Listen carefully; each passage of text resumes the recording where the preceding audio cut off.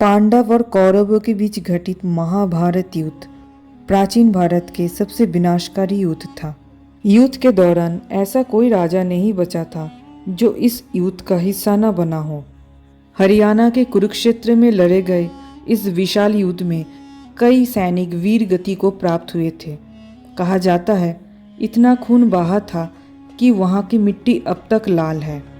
युद्ध के अंत में पांडवों की तरफ से 5 भाइयों समेत 14 लोग और कौरवों की तरफ से अश्वत्थामा, कृतवर्मा और कौरव पांडवों के गुरु कृपाचार्य जीवित थे। कृपाचार्य कौरवों के कुलगुरु थे और 7 चिरंजीवियों में से एक हैं। कहा जाता है उन्हें अपने तप के बल पर चिरंजीवी रहने का वरदान मिला था।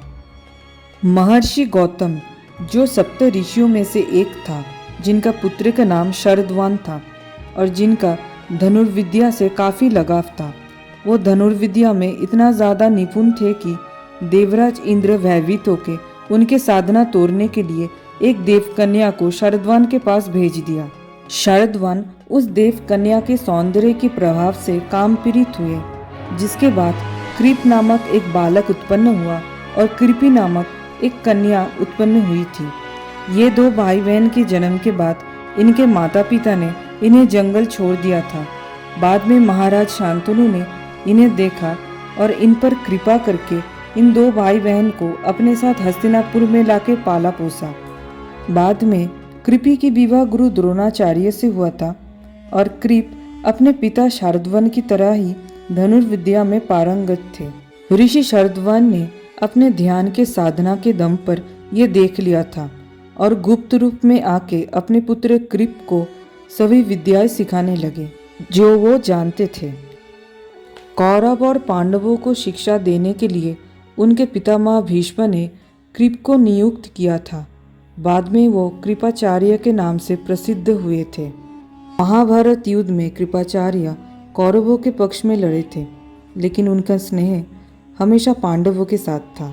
कृपाचार्य ने महारथी कर्ण के मृत्यु के बाद दुर्योधन को पांडवों के साथ संधि करने के लिए समझाए थे, परंतु दुर्योधन नहीं माना। एक बार की बात है जब दुर्योधन को ऐसा लगा था कि कृपाचार्य तो एक साधारण ब्राह्मण है, उनका युद्ध से क्या संबंध है।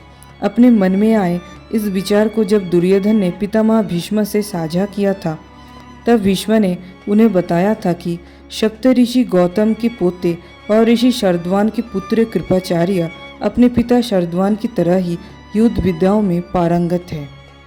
कृपाचार्य अकेले ही कई महारथी को हराने का क्षमता रखते हैं। ब्रह्मास्त्र, वरुणास्त्र, अग्नियास्त्र और इंद्रास्त्र का ज्ञान रखने वाले कृपाचार्य कोई साधारण ब्राह्मण तो नहीं हो सकता। कृपाचार्य के वास्तविक सच्चाई सुनने पर दुर्योधन के विचार बदल जाते हैं। अपने धर्म नीतियों के आधार पर कृपाचार्य कई सालों तक कुरुवंश का मार्गदर्शन किया था।